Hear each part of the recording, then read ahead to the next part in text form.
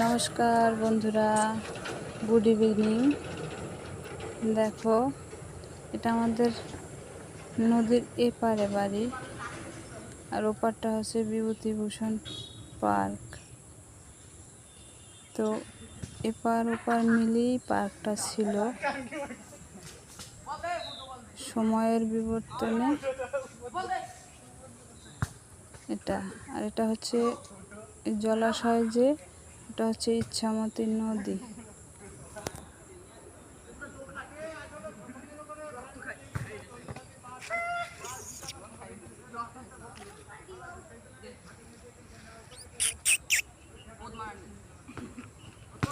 দেখো, এখানে মাঠে ছেলেপেলে খেলাধুলা করছে।